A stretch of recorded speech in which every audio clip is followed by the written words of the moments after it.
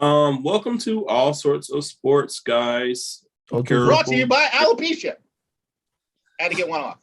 Or aphasia. No, that's not funny. The alopecia's funny. Keep. Well, I wouldn't really know what to say. I'm not even gonna do that. Keep my wife's name out your fucking mouth. It was great. Y'all don't know how many times I've watched it. So many. Yeah, I've watched it so many times. I've seen all the I've watched it the Queen remix. Smack.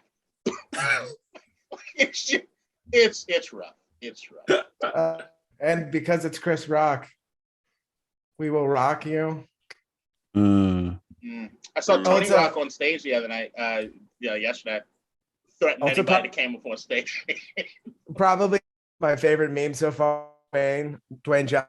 It's a picture of his reaction, and Chris Rock's brother reacts to Chris being hit because he's the Rock. Anyway, moving on. Yeah, you had to see it.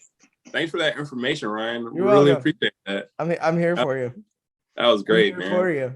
That was great. But moving on from that, we can get into what episode number is this? 110, 109? See, you see why I be forgetting this shit too?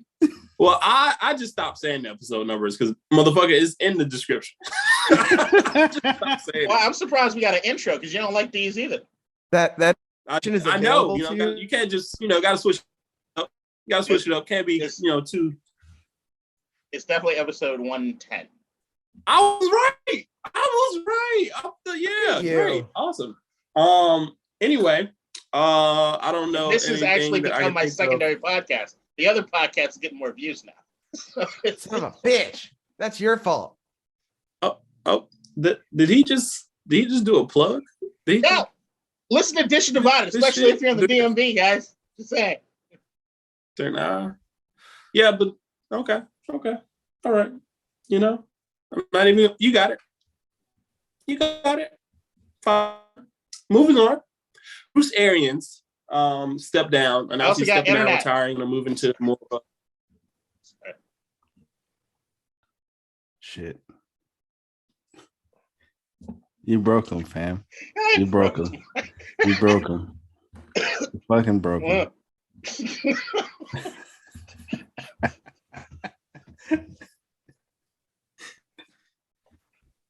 You're back. I've been back. I just wanted to look at you. I'm going to shut the fuck up now. Go ahead. Bruce Arians stepped down, moving into I think, was it scouting role? Front office role. Front office, yeah. Front office role, whatever. And Todd Bowles will be taking over as head coach of the Bucs. He's been head coach before. He's head coach with the Jets for a while. Obviously, a guy known more so for his defensive capabilities, things like that. I just want to know what you guys think of the move. Love it. Yeah, I love it for Todd. Obviously, anybody who coaches the Jets, that's not like a great gig. Just because if someone looks at your win percentages after you're a head coach of the Jets, it's not going to be great. That being said, Tom doesn't really need a coach for the offense. He's been doing it long enough. He could be coaching. And so I think probably going to take the lead role in the defense and then obviously all the head coaching stuff. But I mean, it's still Tom Brady on the Bucs. So they're going to be good. So hopefully it works out for Todd Bowles. And then when Tom Brady retires, Todd can get a job elsewhere if he doesn't want to stay at the Bucs. Because I mean, he probably deserves it. They went to the playoffs the first year he was, or they missed the playoffs when he was the Jets coach by a game. But I think they won like 11 games, which is unheard of. So. And then won 10 Bryce Love, games the next 2 years combined. Well, that's not his fault. What was that? Like I said, it's a grain of salt every time you're a Jets coach. I'm not sure. Keem gave somebody a nickname, but I didn't hear it. What was that? I was saying, what did you think? Oh, what did I think? Okay. So initially, when I saw anything about it, it seemed as though this is a Tom Brady move. I mean, especially after the whole retirement and then unretirement bit. But then you hear Bruce Arians has kind of wrapped it up real nice in the sense of like where he wanted to leave the team with a black coach set up for success. It was really, really nice. And we all know Bruce Arians has been the most progressive when it comes to his hiring practices and keeping his coaching staff extremely diverse or fit, extremely black. This is great, especially in the NFL, right? I still feel like there might be a little bit of both happening here. And I feel as though they probably – I think that there's no love lost, it feels like to me, by the end of the season between Bruce Arians and Tom Brady. Especially when you hear Bruce Arians talk about when there was rumors about whether or not Tom might want to come back and play for another team. And he's like, nah, the fucker's under contract with us. If he's coming back, he's going to be with us. And I think Tom's like, you think you get to dictate to me, motherfucker? Like, it's one of those sort of things. And when Tom makes it known that, like, I'm going to come back, but I don't really want Bruce to be the guy, then I think there might be some internal discussion between Tampa Bay as far as, like, what it is that they're going to do. Todd Bowles gets to take charge of the defense like he has been the last 3 years because Bruce Arians is an offensive-minded coach. They've had a top 15 defense ever since Todd Bowles has been their defense coordinator. And you can have Tom Brady and Byron Leftwich pretty much run the offense, right? So, I mean, as long as that dynamic works, I think Tampa Bay's set up for success. Because even when Tom last year or the year before was working with Bruce, the amount of adjustments they had to make on offense to make the offense more catered to what Tom was going to do, you look at Bruce, he was pretty much just a glorified general manager of the team, like on the sidelines. Like there's not a lot he's doing. He's not running his offense, and he has nothing to do with the defense. So at this particular point, I mean, I don't think there's no traction lost, really. I think they continue on the same trajectory that they have been. And I believe this is now the first team in the NFL where all their major coaches are black. It's Todd Bowles, Harold Goodwin, Byron Leftwich, Casey Rogers, Larry Foote, and Keith Armstrong. Who moved to D coordinator? There's two co-defensive coordinators. It's Larry Foote and Casey Rogers. Yep. Okay. Larry I'm gonna was do a this. linebacker for the Steelers. All right. So do we think this was Tom Brady at all? Like, I mean, I know K-Dot kind of touched on it already, but it just seems like it's a coincidence. It's like the timing of it and everything. It's kind of weird. It's kind of weird timing. Like, I think there were probably conversations about it, but I don't think that Tom Brady was like, look, if it isn't Todd Bowles, then I'm not coming back. I think it was probably like a group chat where they were like, Bruce was like, man, I hate standing on the field all the time. It hurts my knees. And Tom was like, yeah, well, you know, I really don't need you on the field, right? We could probably use to shore up the defense a little bit more. Why don't we just put Todd in a better position to be able to do that? And then everyone was like, all right, do y'all want to go get some drinks? And Tom was like, I don't eat bread. And then they had the press conference. Is what I imagined. Because Tom, I feel like he didn't need to come back, right? So it wasn't like he needed to power move himself, you know, to get Bruce and like out of the head coaching job. And they clearly have a good relationship. So I feel like it was just like a mutual thing where everyone was like, these are the things that we think should happen. And everyone's like, all right, cool. Let's win a Super Bowl again. I don't know. Antonio Brown is still hoping he handled the end of that situation. If he didn't throw Tom Brady under the bus, there might be a door. Just you fucking idiot. Hey, no, but he thinks he deserves $40 million a year or whatever Right, the fuck he said. Fucking moron. Whether it was real, like, and authentic or not, I really do appreciate Bruce Arians' like reasoning behind it, like talking about how, you know, he was going to retire next year anyway, and if he was, like, Todd Bowles is going to kind of inherit a shit team. Basically, he didn't say these words verbatim, but he said, you know, like he was going to inherit a worse team. Yeah, you know what I'm saying? There's so many one-year deals of superstars on that team. And like he wanted to put Todd Bowles in position to better showcase how good of a head coach he is, which I thoroughly appreciate. I think that's great. I think that's wonderful. When we talk about diversity, that's really like how you want to handle diversity. Like, you don't just want to like, you know, hire a black person. Shout out to the Houston Texans. Yeah, about to say, you want a Houston Rockets a coach or Houston Texans? You want a Houston a coach? Yeah, like you don't want to United States of America. Yeah. Here's a housing crisis. Obama, it's your turn, nigga. Yeah, Houston, exactly. Houston, we have a problem. Exactly. And so he's put Todd and that staff in position to still be able to compete and showcase their skill set. I hope Byron Leftwich finally gets a job after this, if he can find one that he wants. Yeah, I know he's such a good coach. It's just every time I think of Byron, I just think of him as the football player, and it makes me a little sad. You know, when I think of Byron, I think of Terminator 2, Judgment Day. And I think when I think Judgment Day, I think of catastrophe. And when I think of catastrophe, I think of Commanders. And so I want to transition to Congress received. You started here, you went up there, and now we're here. I'm the doctor. That all connected. I love it. I love how you like walked us through it. That was great. It all connected. And Congress has received info that DC and good old Dan kept 2 books to paint a different picture of the team's finances. And I would like to go to Duck Dynasty here and to tell us a little bit about the Commander situation.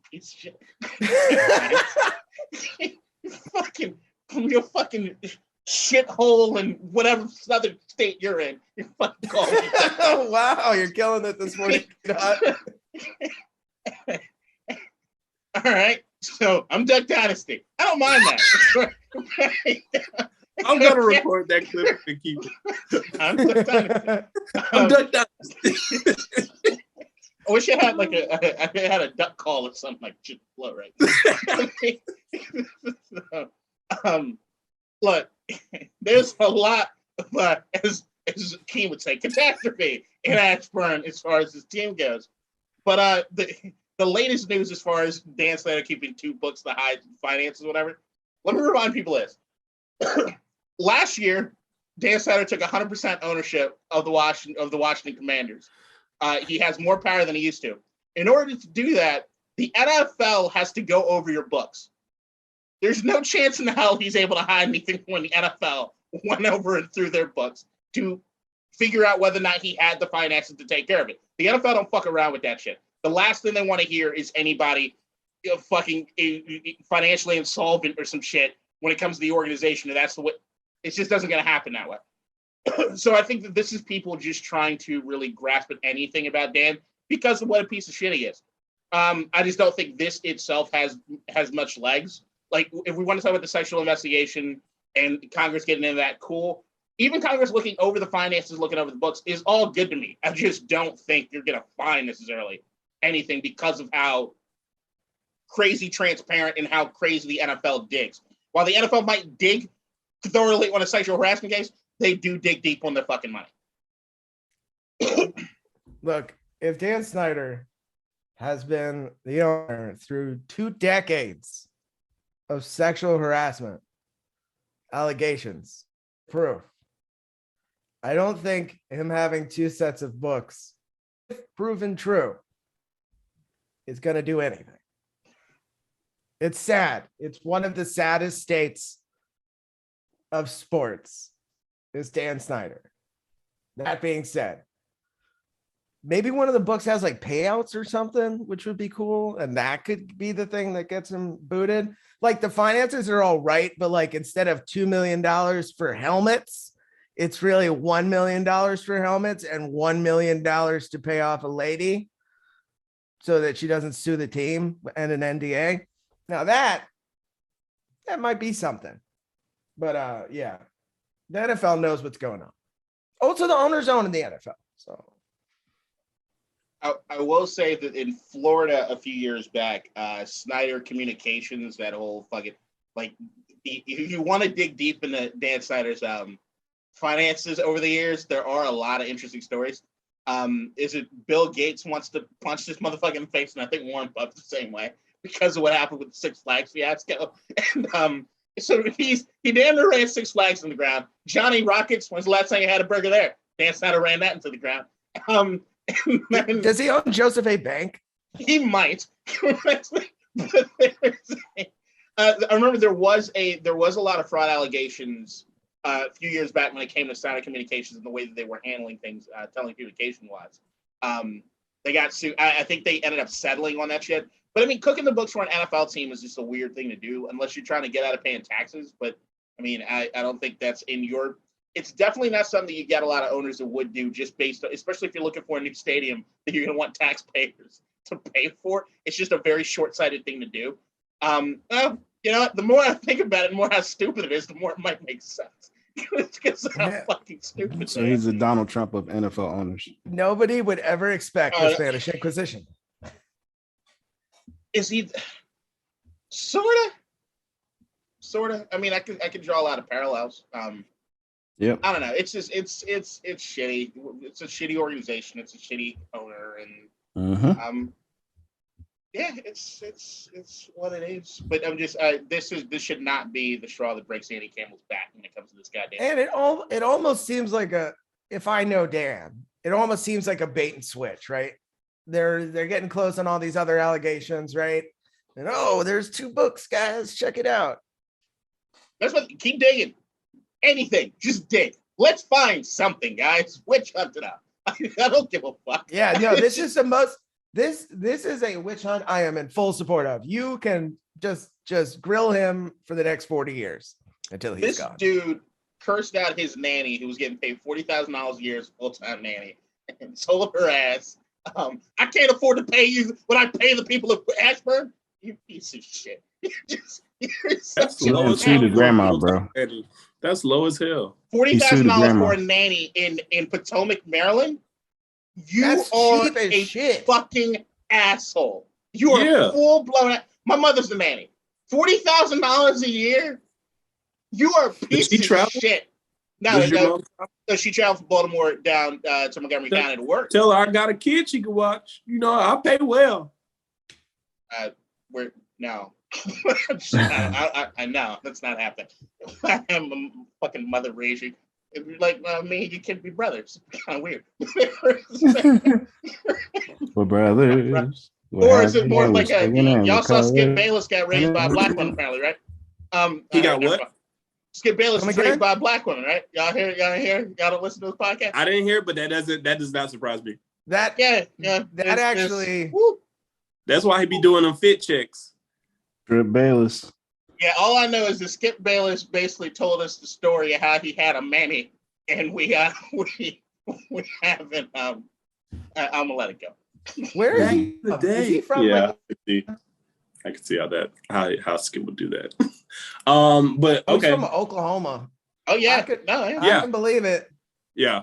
Oh, he did have a mammy. I'm not lying. Yeah. Yeah. James, you have any thoughts on DC? Yeah. No. What are your thoughts on DC as a whole, James? DC Commanders. I didn't think so. I want to get to the topic that's going to invigorate James. Wizards. We're going to start with James. The NBA MVP race. The NBA.com updated its ladder. And they have Jokic first, Giannis second, Embiid third, Tatum fourth, and Devin Booker fifth. There was a lot of hoopla, in the past week or so, why isn't Devin Booker in the MVP rankings and stuff like that? He got his participation trophy. He's in it now, and so he's not going to win it, but he's in it. What do you guys kind of think about that top 5? And we're going to start with James. Jason Tatum's a little bit too high. Just why? I would put Booker ahead of him, and then it's pretty even between him and Luka for me. Just because Jason Tatum's supporting cast is a lot better.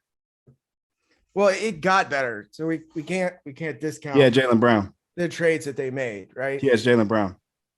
And I would say, and I've watched, because of sports gambling, way too many Suns games this year.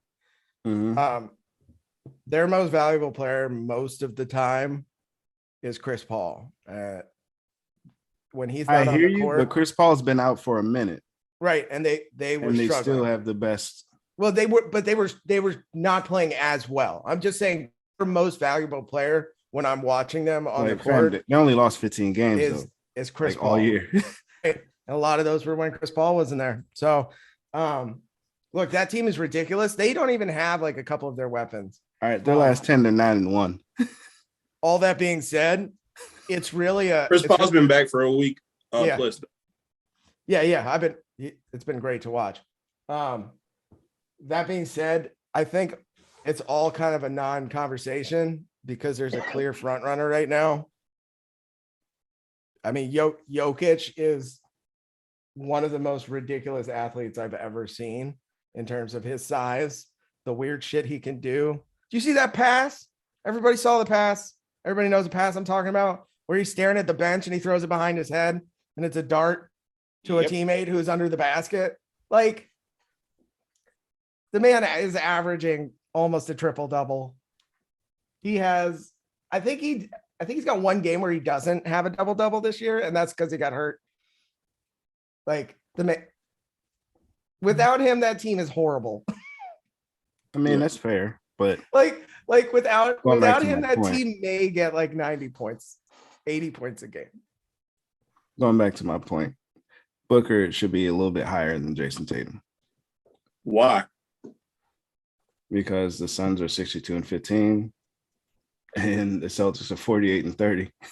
But are we doing it based on are we doing MVP based on like the best record, or is it about like actual MVP? I think it's like it's all together.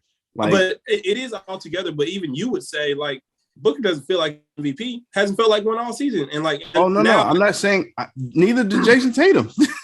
Like he I'm feels not like saying more of one to me. Okay. Come again for Major Tom. Go ahead, Kim. What do you see? That's it. Nah, I didn't hear what you said. You froze. Point. Oh, I was just saying like he feels like more of an MVP than Booker does. Oh yeah, we heard that. And I'm not saying that neither one of them should win MVP. I think we all agree there, right? Yeah. But when you watch, I don't know what it is about Devin Booker. Like I'll listen to the Russillo Bill Simmons podcast, and they were just talking about how like, you know, he's like not even in top 10 in scoring, or he was like 10th or 11th or something like that. He's not that great as far as efficiency. Like it's not like his stats really aren't there either. You know what I'm saying? To support that, it's just like that in team my is opinion, flashy. That's why he's really good, and he is kind of a flashy player. It's just something about he's just not as impactful. I feel he's really good, not great. That's how I feel. I don't even think he should be in the conversation. I think it should be Luka. And because he plays in the West, he gets a lot more primetime eyes. And that team moves the ball around really well, and he can score 30 and a half. So the West games are on later. And but those are the best. Nobody who works and is making these lists doesn't live in Los Angeles. Come on. They're all up at their 8 p.m. games. They're in New York. While we're asleep. Or DC.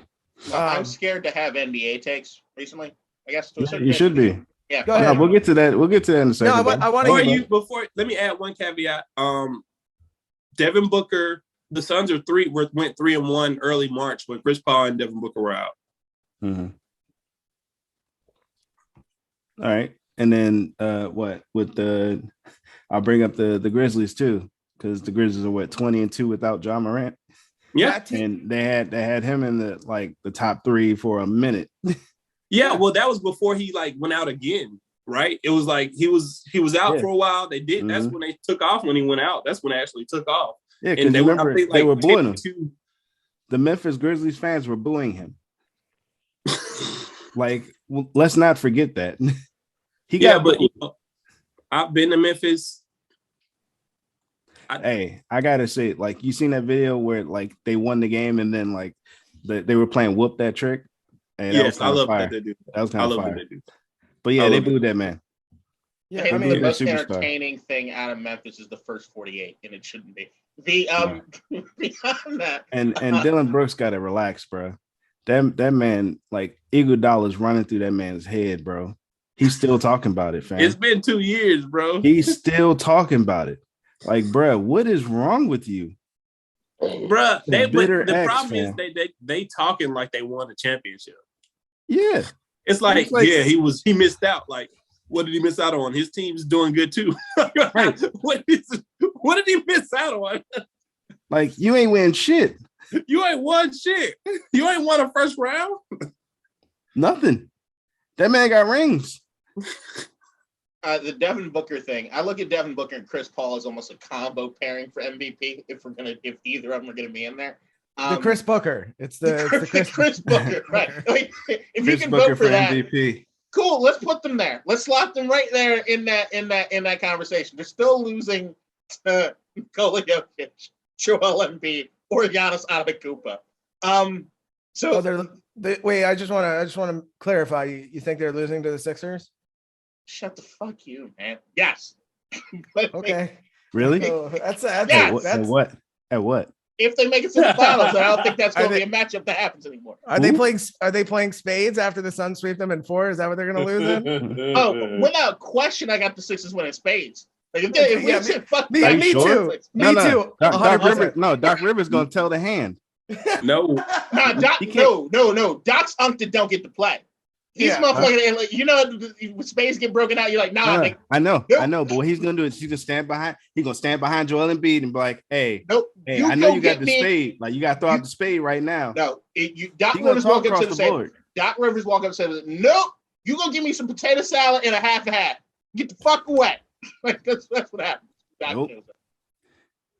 I even think fucking what's his name? Daryl Morey might be able. I think Daryl Morey can probably play spades. Just throw it out there. I mean, he lives in Philadelphia. I think that's a requirement to live in Philadelphia. Just saying. I don't know. But MVP ladder, whatever. Nikola Jokic is your MVP. I think it's Jokic is the MVP. Giannis is the best player in the league. I would agree. Yeah. That's what I said in my final thoughts. I made sure last week. I started with those two because I thought those two. I mean, and Giannis, I think was it Shaq or Chuck? One of them said it. Like 10 years from now, we're going to look back and be like, oh, yeah, Giannis is the best player in the league. No, I mean, no, he's the best. He should win MVP this year, too. I can see it. That's going to be a weird thing with Giannis. He might end up getting the LeBron treatment where they're like, yeah, he's really good, but we can't give it to him every year. That's what's going to end up happening with Giannis, which is going to make it weird. Is that like 10, 15 years from now when you're looking through the MVPs and you're like, why didn't he have more? And it's like, he was just playing on the level at which we just knew it was like his trophy for how many years, and they decided they didn't want to give it to him. But he's better than he was last year. Yeah. That man has a step back 3 now. Right? He has a mid-range. More importantly, he has a mid-range, which is all I ever wanted him to develop. Like, is a mid-range. Like, he has a good mid-range game. Like, he shoots above average in the entire from the free throw line down. He is deadly. Yeah. And I love that for him. Like, the kid is good. I'm so happy for him. I do think, like, for him to win another MVP trophy, he'll have to, like, do something like shoot 36% from 3 and add something else to his game, That's weird. He's got to do better. He's got to do better than he was to get another MVP. And he's already so good that it's like, it's going to be tough, right? Like, what if he shoots 90% from free throw, right? Like, that's like a shoo-in. All I know is Giannis, listen to your boy, right? Because during the finals, I said, stop fucking taking them goddamn shots and work on them in the offseason. And what did he do? Work them shits on the offseason. He stopped taking them shots, won a championship, and now Giannis is the best player in the NBA, and I think has the highest ceiling of anyone I have seen in quite some time. Yeah. I remember when Rui took 8 months off mental health. All he did was shoot jumpers, and I got to witness that. Brian. I got to witness that in person last night. Fam, look, let me say this shit now. At the game, bruh, this motherfucker here was right next to me. He's like, yo, Rui coming in. That man took 8 months off for mental health. All he did was shoot jumpers, and then he comes in and hit a fucking shot every fucking time. He said that shit maybe like 30 times. And like, Ryan, like when like Ryan's not like talking, like he has a high pitched voice, like he did that shit, and everybody around was just laughing. I'm like, man, fuck all y'all, and I'm going home. Oh, did you get laughed at the MCI Center? No. I don't know what the fuck the MCI Center is anymore. It used Capital One Arena. Capital One, yeah. Who gives a shit? It's called whatever you need to call it now. Whoever's paying them the money. Yeah, that shit. That shit was annoying, bro. Like I was just in it. Like I had my Michael Finley jersey on, like, and Michael Finley didn't even fucking show up. Like Mark Cuban's here. I'm like, you supposed to be here, Mike. Where the fuck were you? Yeah. So it was just There's a all lot bad. of Mavericks fans. It Yeah. was all Mavericks fans. And That's you know what I'm what? saying. You know I what? know, You know what really pissed me off? Because I said this to Ryan when we came in. I was like, this is the same shit that happened the last fucking time. When I went to a fucking Washington whatever team game and we had more fans there. Yeah. When we went to the Raiders Washington football team game and y'all whooped our ass. I need you to go to a lot more games. Hey, Well, you know what? It don't matter because y'all ain't going to play in the playoffs anyway, so I don't give a shit. next year I'm going to every home game. Is that the trump card? Man, fuck y'all anyway. Y'all ain't made no goddamn play. Nah, I didn't say it. Ryan did, but I was just pissed off. Yeah. I appreciate you introducing that point, James, because I wanted to kind of talk about the seeding a little bit just because of that. Like, because of that loss, that dropped you guys back to fourth. You were third, and put Golden State back at third in the West. The current playoff matchups, Phoenix, number 1, 8 seed isn't determined. Memphis, number 2. Golden State, number 3. They would play Denver in the first round, who was number 6. Dallas, number 4. They would play Utah. Just a real quick thing. We don't even have to get it. I don't want to talk about the East because it's even tighter. But would you prefer Dallas to play Utah or to play Denver? It don't matter. Like we're good. We're good against both of them. So I don't care. Okay. As long as we don't play the Wizards. You don't have to worry about that. I know. Because we can't fucking I respect beat that. them. I respect that. Okay. But moving on from that, do you know Y'all beat who's us in by 11th 32, in the fam. West? Hold on. Do you know They who beat won? us by 32. The What was your question, Kim? I feel like the Nuggets. You know are a who's better in a? matchup. Would you say? Anyway, I said I feel like the Nuggets Mavericks would be a better matchup for the Mavs just defensively, but those just I was looking up. I think the easier matchup is Utah because Yeah. Dallas's defense is so good, like they just won't have to worry. Like Well, yesterday. they'll score over like Rudy Go. I think Luka killed Rudy Gobert. Yeah. I know like there was a regular season game where Gobert kind of locked him up a couple times, but I think playoffs Came like back. Luka's not working. Yeah. Because he hunts for him.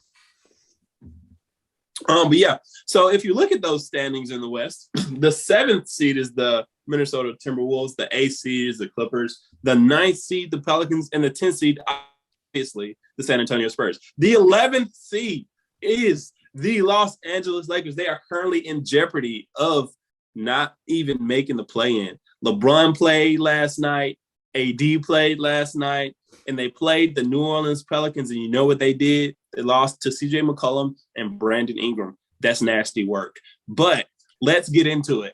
Let's talk about how bad the Lakers are. Who's responsible for this? Brian Windhorst came out with an article that I've yet to read about like the executives and like how everybody was talking about them before the season, just like what happened throughout the entire season in all their words. I can't wait to read the entire thing. But I caught a snippet of some of the stuff that was said, and I wanted to talk about that. LeBron James, he took a lot of credit at the beginning of the season, before the season, for building this team. He's like, yeah, I know what I need. He said, I know what I need. What we need to win. My man, do you? Because if this was 2K, they talking about firing you right now as a GM. If this was 2K, you might not make it out the season. You failed. You failed. Anyway. Go ahead. It's the Los Angeles Lakers. Those guys. That I feel like the final shot that LeBron took last night, which I watched, is like a microcosm of their season. Like, they just don't have it anymore. Like 80 is broken. Again. And LeBron can't do it himself because he's top 2 though. He's just too old. Street clothes. Motherfucker, that was from the bubble years. Just like my dick. Fuck you. You started off saying like, oh yeah, coming into this year, AD is number 2. They're not even in the top now. Like, and that the rest of the team is just not like Russell Westbrook is just, man, that team is broken. I blame Lakers fans too for this shit though. No, don't blame them. I do. They have a right to be angry. I do. No. Fuck that. When they're trash, you don't hear shit from them. As soon as like, oh yeah, we got AD. Oh, we coming back. We in here. And then as soon as they start losing, can I ask you, real quick, what like franchise, NFL, hockey, soccer, when a team is like terrible, do you hear a lot from the fan base like talk like what franchise? Raiders, Commanders. And a lot. The funny thing is like a lot of like Raiders fans are also like, Lakers fans. Like with the Lakers, it's usually just like shit. Like I'm on Twitter. Shit about how good they are. Huh. Like Lakers fans only want to talk shit about how good Think the about the Cowboys. Are. And if they show up every year, they trash, but they show up every year. The Lakers fans that I know Cowboys fans get real quiet. My dad's a Cowboys fan. They get real quiet. They hype as fucking off season. Start out. It's like Dak gonna do this. Zeke gonna do this. Amari gonna do this. Well, he gone now, but they gonna do this. CD Lamb gonna do this. Hey, Don't Ryan, Amari's supposed to be at the car show today. And then they hit you like middle season. You be like Cowboys like, hey, hey, what happened to Dak? They be like, hey man, right. Jerry fucked up. Let me ask you this question. When's the last time you heard anything from a Lakers fan? Exclude yourself. I all the time, but I think if I haven't heard shit from a Lakers fan. My timeline. I follow a lot of Lakers fans. I see stuff from them all the time. All the time. All right, fair enough. I have all the Lakers fans I know. I haven't heard shit from them for like a year and a half. I've heard them chime up, but it's more like, remember those good old days? Remember Kobe? And especially, I just want to add.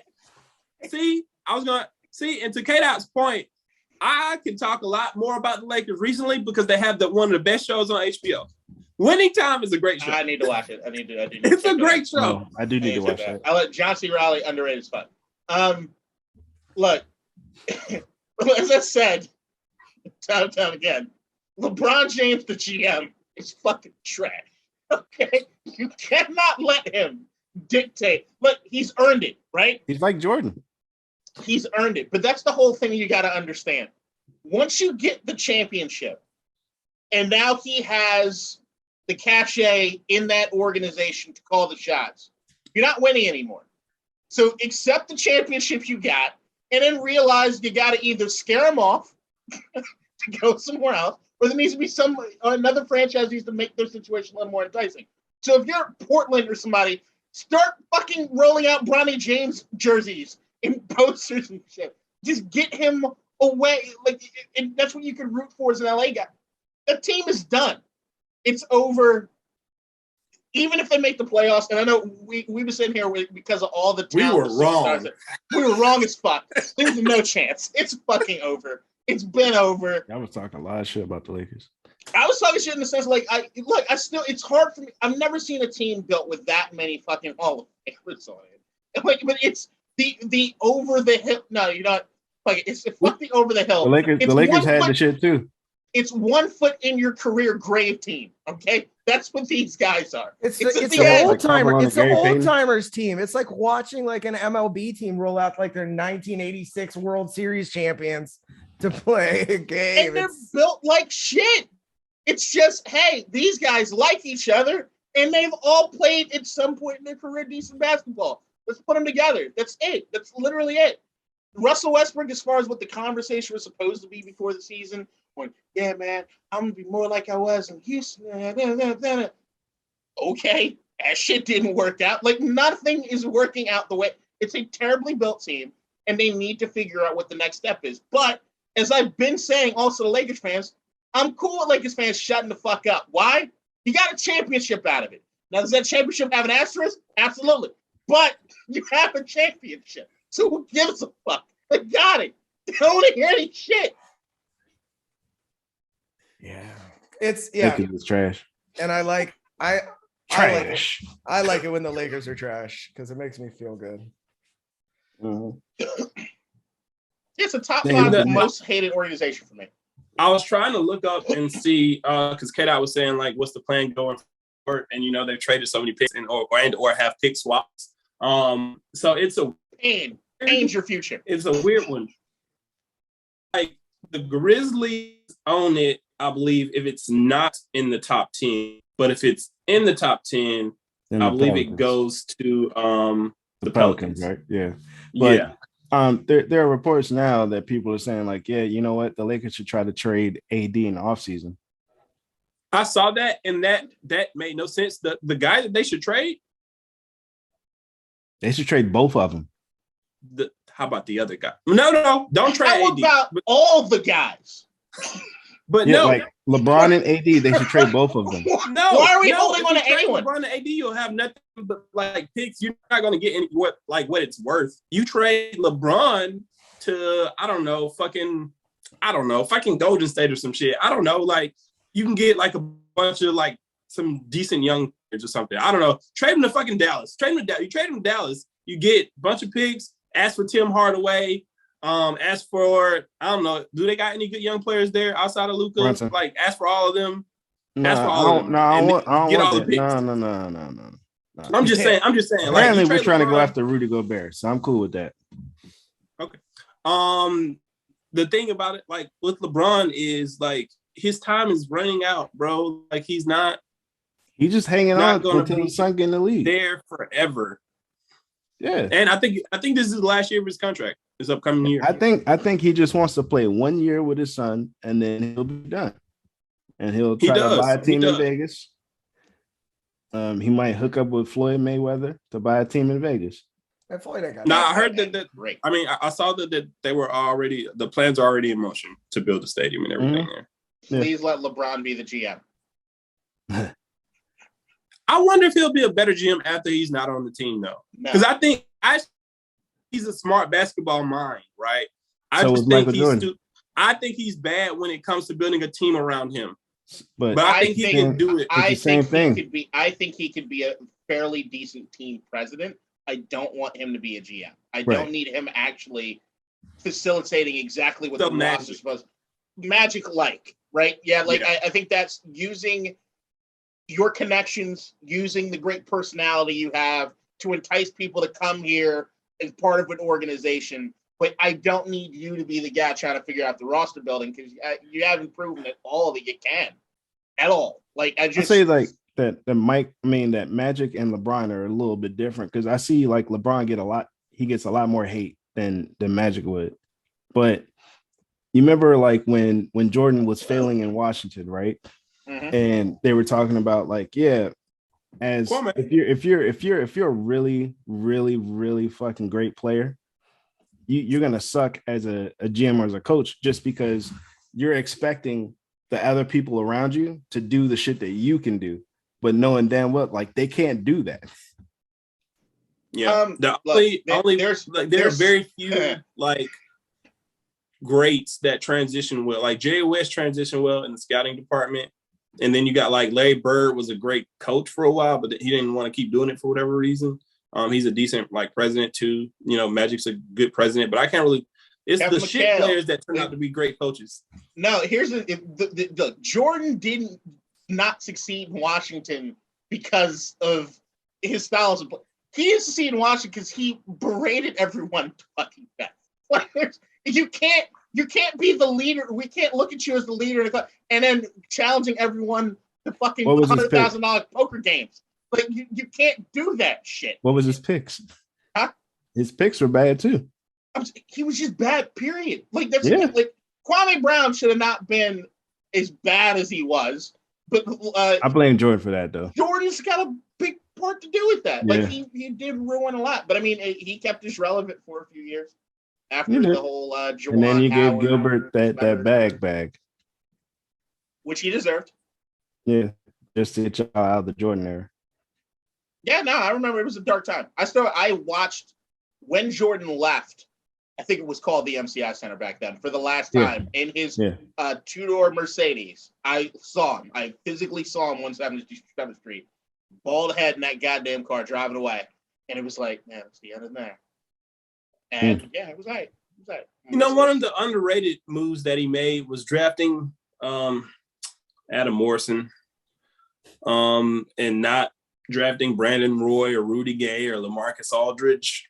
I think that's an underrated move. The Lakers. He liked that mustache, dude. That little mustache. Here's what I think a lot of other people need to realize about the Lakers. The Lakers won't suck for long because they're the Lakers. It is an enticing place to be. They're not going to suffer, I think, from the same thing that the Knicks suffer from, which is James Dolan. So there's an aspect of LA where even if you don't have the picks, is a free agent destination. There are guys that would want to play in LA if there was a clean slate. And if you knew where you could link up with some guys in the offseason to say, hey, let's make this the spot. I don't think they're going to have to rely on the draft picks and everything. That's what the Clippers did. I don't think that's true. I think that's a myth about the Lakers. That's the myth that's been presented about the Lakers. They don't have a bunch of free agency pickups in their history. They got Shaq and LeBron, and that's it.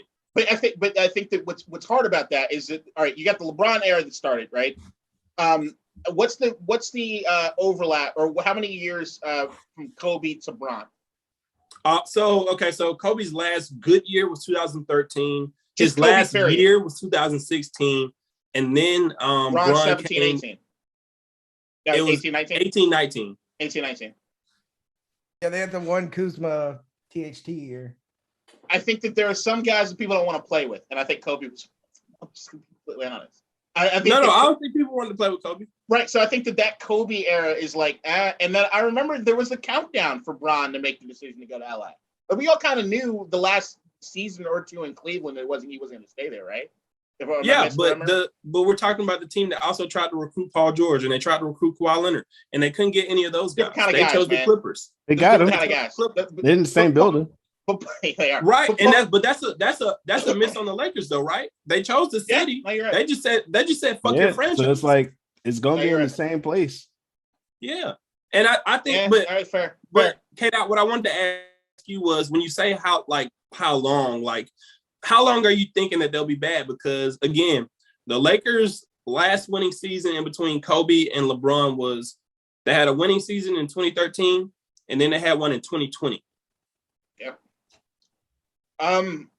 It depends on how they navigate this, right? Like I can you build around AD? Is he worth building around? No. Do you? Okay. Same shit I said about KP, bro. But look, so here's the thing: is that what they did to get Russell Westbrook was kind of destroy any future they had. Washington, we're kind of sitting back these guys ain't bad. Not that bad. All right, they're not here yet, but you're not thinking anything about it. At this point, do you want to give Beal a max contract? Do I personally want to give Beal a max contract? Mm-hmm. No, I don't. But he has twins on the way. Okay. He got money. He's straight. But I thought Beal, given the opportunity, could be the top banana. He's not the top banana. He can't be the top banana. No, he's second banana. He's second banana. So you got 2 second bananas. Nice. No, they got a second banana and a third banana. Ooh. The jury's still out on KP, okay? Look, KP is good. He's really good. He just has to stay healthy. It's the same shit with Anthony Davis. That's all I'm saying. I'm not completely down with giving Beal a max contract just because I don't. Does he entice anybody to come to Washington? Probably not. So I'm just down with building up the youth. Let's just do that. But I don't think it's only a few people that would entice people to come to Washington. Yeah, so I'm look, if Beal can None walk. of them are currently there. I'm cool with Beal walking. I don't even need to get anything from him because, honestly, if I'm looking through what it is, I don't want an oversized contract, in replacement for Beal. And all right, cool. If somebody wants to give us picks or anything, all right. But I'm just cool with walking away from Beal. I'm honestly at this point hey, go choose where you want to go play. But you gave us enough years. It's all good. Just go figure your shit out. I would hope you could at least get him to sign and trade, though. Yeah, that'd be nice. But I'm saying, at the end of the day, I think most Washington fans at this point were just I just don't think. I think the apathy is sat in as far as the whole Bradley Beal and Washington bit. Yeah. And but like Beal is interesting. If Beal can walk anywhere, what if he decides to go to LA? Like I'm just What saying. if he like, decides to go to Philly? That'd be. I'm gonna stop talking about Philadelphia. Nope, because that's next, bitch. That's what we going to. Speaking of Philadelphia, yeah, damn it. so glad you said great. that.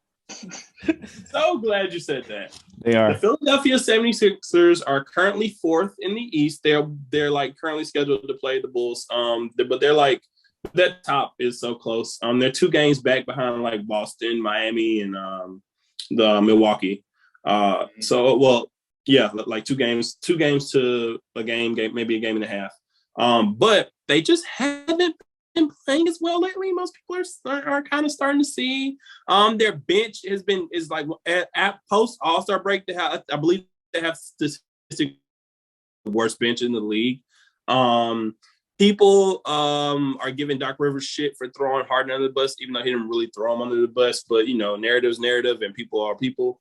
And so, K-Dot, I would just love to hear what your voice got you being so the person who said I knew you about to be on that fuck shit. East, any team from the East could win the I'm NBA still rocking that. Yeah, I'm still keeping that. I'm keeping that same energy. East, okay. East got it. Hey. But I know you think it's bullshit. I get it. Like, look, Phoenix, on paper, looks like the best team in the league, right? But here's what I know about Chris Paul. His ass is going to be injured by the finals coming around. So look, So wait, you're banking on a CP3 injury for your prediction to come true? But he's got his yearly injury already. It already happened. So they might get good luck from that. His yearly injury yet? But here, what? Did Joel? Yeah. Yeah, I know. I was gonna wrap that up too. I was gonna be like, hey, yeah, if we're gonna follow historic patterns, that looks great for Philadelphia. Philly has not been playing up to the level at which they're capable of playing. I think you could squarely look at James Harden and say, buddy, we thought so this is the thing is Harden has gone through in the last year and a half. He goes from the end of the Houston era, which is he's eating tacos every day and he needs to get the fuck out of there. He goes to Brooklyn. Initially, when he gets to Brooklyn, the motherfucker looks like an MVP caliber player again. And it's like, holy shit.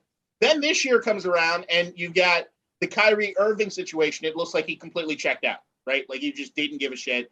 He's disinterested in playing. It is what it is. He comes to Philly and we're like, oh shit. Like he's going to get reinvigorated again. That lasted 3 games. I told you it wasn't going to happen. And now he's back to this like lethargic, just seems disinterested. But see, I don't know what that is. Like I told you what it is. It's fucking Meek Mill and Lil Baby around this dude all the time. They got blown out. He missed 30 shots. He went to the club with Meek Mill and the baby, Lil Baby, and he took 30 shots in the club. Like that's what he does, fam. They were saying he did that shit in Brooklyn. When he took an L, that man flew to Vegas or whatever to win the strip club. I'm gonna push back on that though, James. He's done shit like that and had great games too. Right. Like that's not really the problem for me. Look, I don't give a fuck what he's doing off the court. Harden is what Harden, and trust me, Harden's still not on any level of what Iverson used to do off the fucking court, or a lot of other motherfuckers that have come through Philly used to do off the court. What I'm saying with Harden is that right now, the thing with him is that it looks like it's a light switch. Like he's choosing to either be interested or not interested in playing. And I don't know what that is. So like, I don't know if that's him like saying, hey, I'm going to show these motherfuckers come play all the time because I know I see these all right. There's nothing historically that makes me think that that's the case. But when you see a guy that looks like he's playing either interested or disinterested, you can turn it on and turn it off. You wonder what the fuck makes you tick? Like what is making you tick? And I don't know what that is yet. Do you think, and this was my thing, what I was going to say, what I think it is, but do you think it has anything to do with Doc Rivers? I think Doc Rivers has shown throughout his history, he doesn't know what the fuck it takes to push anybody. He's not a pusher of guys. He's not an elevator of his talent. Look, that Boston he's not Celtics, an X and O's guy either. No, he's not. So it's one of like, why are you here, Doc? So like you look at that Boston team, anybody think he was leading that locker room? Do we think Doc Rivers was leading that locker room in Boston? I will say, yeah. I'll say You really do? I'll say the championship team. I'll give him some bail. Just based off what I've heard from KG. Like, but you also know KG's gonna have his back in that sort of situation. KG's a ride or die like that. So I'm just saying you gotta take it with you take KG with a grain of salt if he's ride or die for the team. You know what I mean? So I'll say this. He led the locker room, but he had the right personalities with him. If that makes sense. That's fair. That's totally fair. And the thing is, Joel is, I think, a great personality in that site. But I also think Joel's in this place where I think you're gonna have Joel kind of gunshot after whatever's happened with the Ben Simmons thing, which you can still tell Joel is kind of confused about what the fuck happened there. Because he thought he did everything he possibly could do to be a great teammate, and Ben just wasn't accepting any of it. So I also don't know how do you motivate a James Harden? Does anybody know? How do you motivate a James Harden to go do shit? So I mean, even if it is on Doc Rivers, how do you do it? Strip club. What after you win? I'm taking a strip club. You want a strip club anyway? I just don't understand. If you win, we'll build a strip club in the arena. Ooh, all right, that might work. Very Laker-ish. Very Laker-ish. I love it. You know what? Now That you can might shoot work. jumpers and watch ass. Look, Philadelphia to me, it's the same. Like I still, God damn it! I know this is gonna be Ryan's gonna be sending like 100 of these fucking texts the rest of this week. The Joel Hey, he's gearing them Embiid- up right now. Look at him.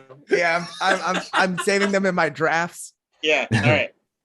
I'm closing my eyes because I don't even want to see this fucker. The Joel Embiid, You gotta edit it anyway. James Harden pick and roll. It's legit. Tyrese Maxey coming off of it is also super legit. They're just not playing with the oomph that you need this team to play with. It's kind of like last year when I was talking about how like Kansas City, or year before, like when Kansas City just felt like they were on cruise control. It's like, hey, we'll get it. We'll get it at some point. James Harden himself feels like he's on cruise control, which is so weird when you got one guy that's like that. I think it's kind of rubbing off a little bit on Maxey, but you have a Joel Embiid who's like, I will eat your children to win this game. So it's weird. How do you have those both And they haven't dynamics, and won how does shit. that work? Then they haven't You won can't shit be yet. in cruise control and you ain't win shit yet. And that's the weird thing is like, how do you motivate that? How do you get that dude to be motivated in that level? And I don't think Doc's the guy, but if I'm really looking at Harden, who is the guy? Right. You know what? Maybe Jimmy Butler. That would not end well. No, that would end terribly. That would end terribly. I No. know. Spo could do it. No, Spo can do it. I think it's just that's just the thing that's on Harden. It's on Harden, man. Like at some point you gotta take And responsibility then for he yourself. didn't. He missed the deadline to sign his deal, right? To Extend. be up on the player option. So could he just walk? He could just walk, but they also would have, I think, a good amount of cap space. And the cap is going up too. So they wouldn't be, and especially with Bill coming like free, like they could just be like, okay, didn't work out. Or if they say, you know what? Let's they just can get fucking them meet both. in LA.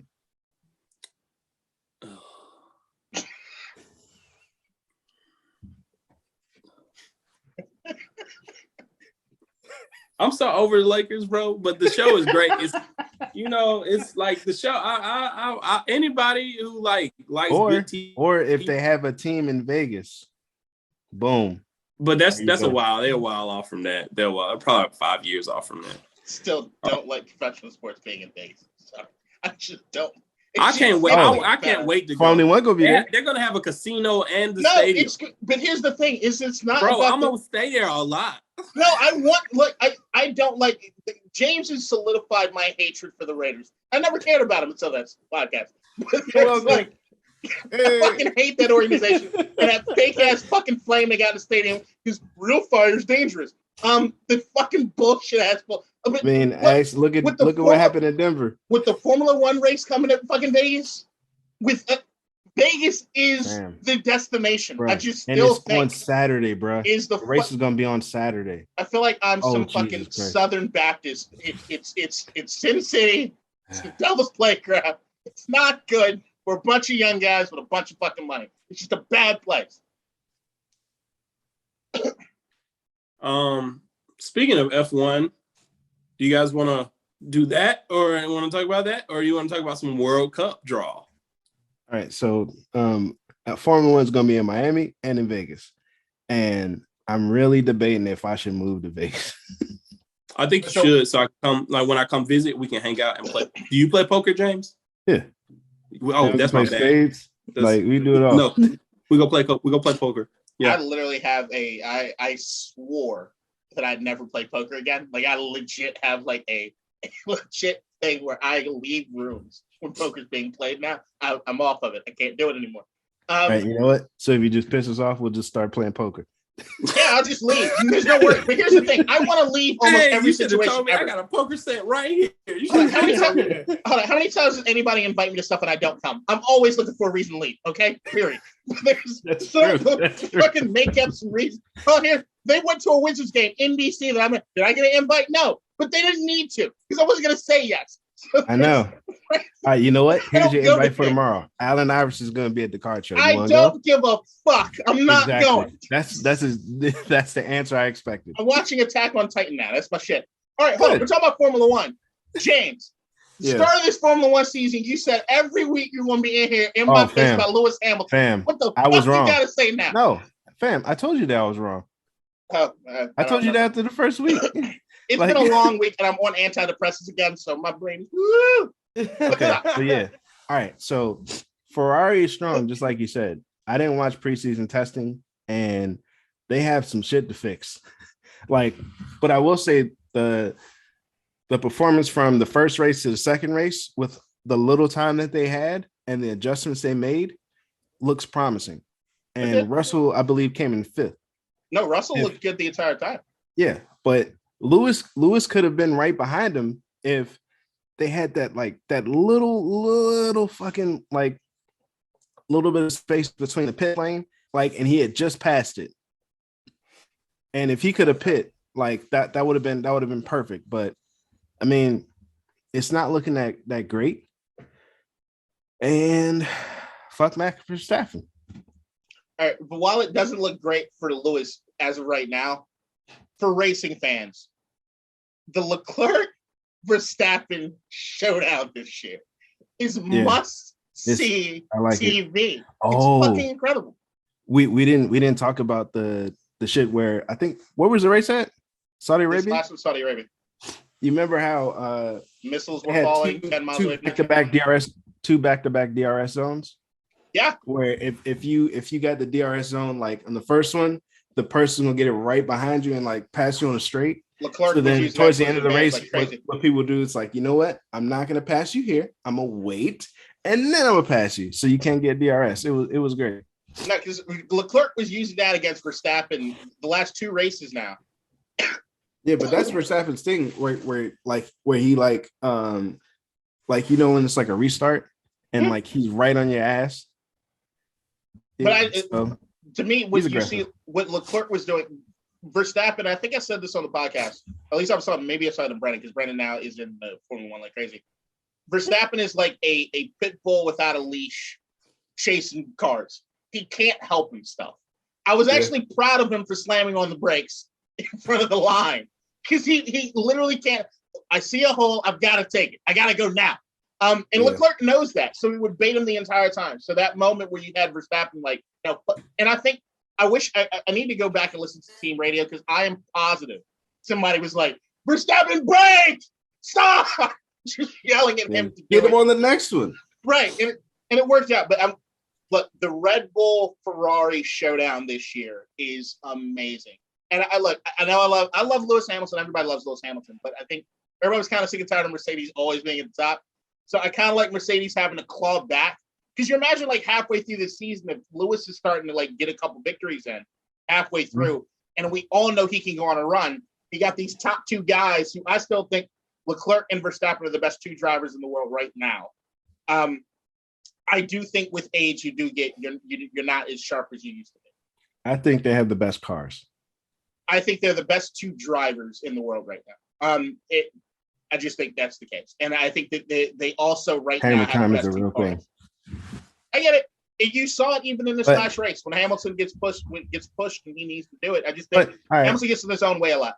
We talked about my team. Now let's talk about your favorite team. How's McLaren doing? Not good. But you listen to Lando Norris or anybody, we're not like we finished higher than I think anybody thought we would this last race. I think we finished higher than we thought we would this last race. At least Lando did. Didn't y'all have DNFs the first race? No, we finished. We finished. We didn't finish in points. Yeah.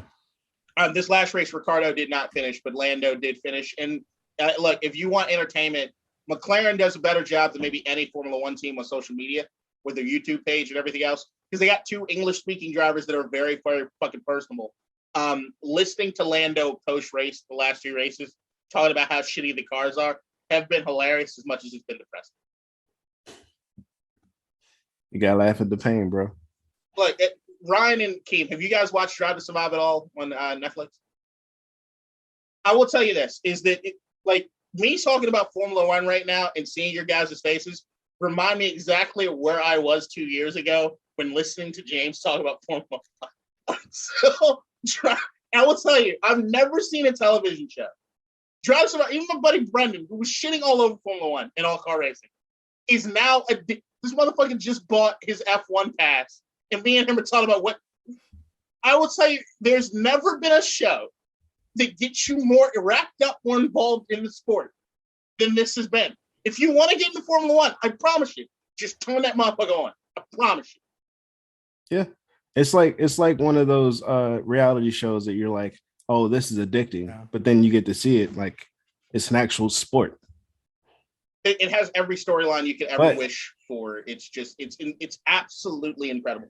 Okay, that the ratings from season 1 till now have all been like this. Because as more people get involved, they realize how much over dramatic that fucking show is.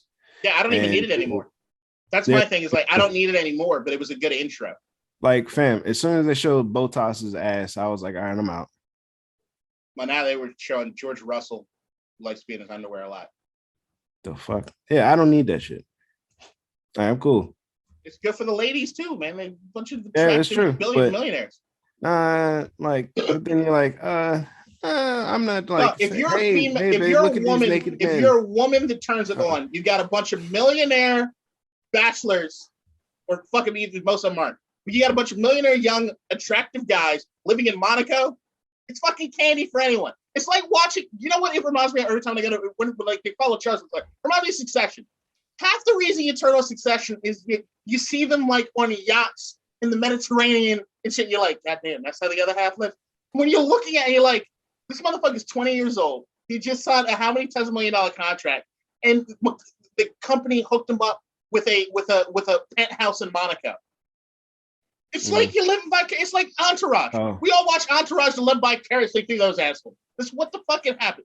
Drive to Survive has the same kind of deal. All right, we should probably stop with Formula One shit. We saw a P1 yesterday in the street. It was nice, but never drive a P1 in fucking DC.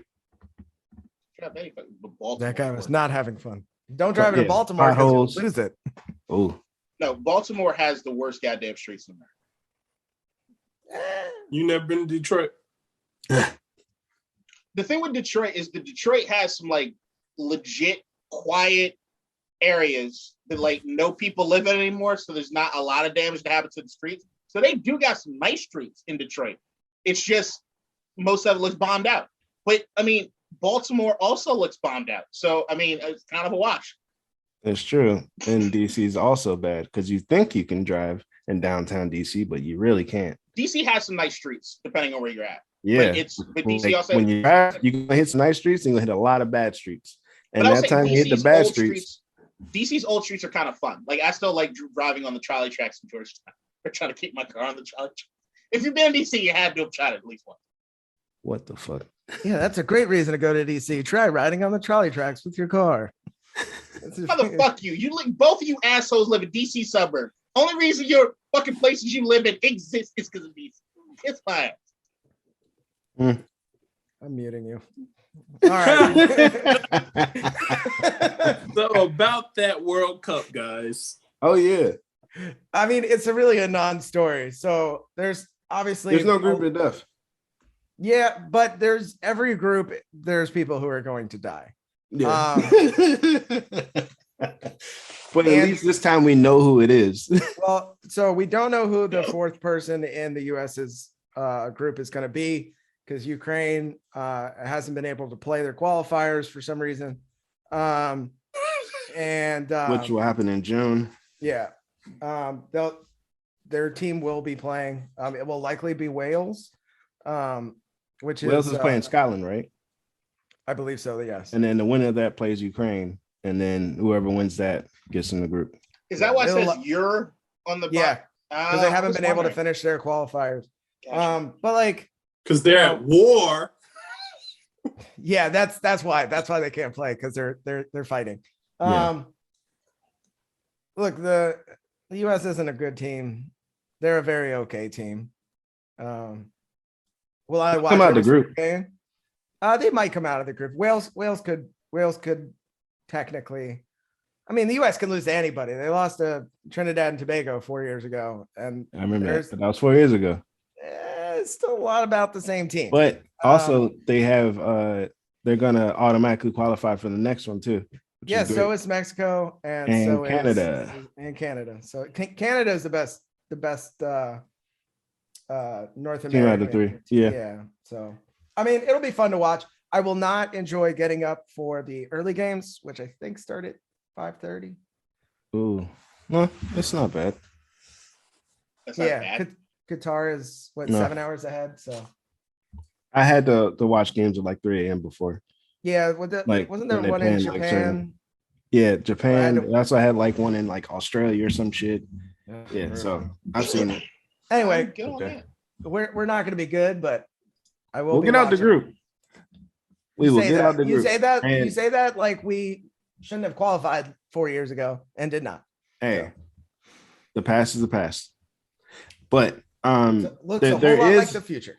Look, so for K-Dot and Keem, there is a chance if Argentina and Portugal both win that group, which they should, it's possible that Ronaldo and Messi meet in the final. Oh, that would be dope. Yeah. I know that. Yeah. And it's probably the season before the World Cup happens. I would watch it's probably like both of their final World Cups too. I would watch that. Because I don't know whose side I'm on. I don't know if I'm team Ronaldo or team Messi. I hear Messi's better. Ronaldo's just it always sounded like it was Peyton Manning, Tom Brady early years, where it's like I think Ronaldo has more whatever championships or whatever, or like whatever is weighed more. And like Messi doesn't, but he has like more MVPs and like more whatever. The Ballon d'Ors. Yeah. But I mean, you can look at it like the way Ronaldo plays is like speed, power, like and shooting ability, but then Messi's like passing and all the other intricacies of the game. So LeBron versus Jordan. And because like that still sounds like Manning versus Brady. Yeah. I can tell you that Ronaldo is Brady. Yeah, that's where I was going. That's what it sounded like. Messi's just better. Then he can't be. Ronaldo isn't Brady. Then they're both kind of washed. Remember that time period where everybody was saying about Brady was like, if Peyton Manning was in fucking New England, what do you think they'd be doing? You know. So I mean, and that's a good question because I still think that's true. I was going to say I don't think that's true. We don't ask that question. I think they win more if I'm being honest. If Belichick just runs the defense and Manning runs the offense. I mean, to be honest, no. Whatever. The only thing is you'd have nobody to throw to. There would be no Reggie. Yeah, that was the only difference. I think we never saw Peyton without like legit weapons like that. Even Dallas. Yeah, Demarius. RIPDT. Yeah, Demarius in Denver. Yeah. Baby. All right. So that was it. If that's it, then let's go with some final thoughts. I would like to kick it off. Yeah. All right. You were waiting for it. I would like to kick it off. No, I disagree. Had like sometimes I get pushback, so you never know. Well, it depends on what your topic is. If you're gonna step on my topic, then I want to go first. No, this is why I want to go first. This is why I want to go first. I'm very much tired of hearing about the slap, and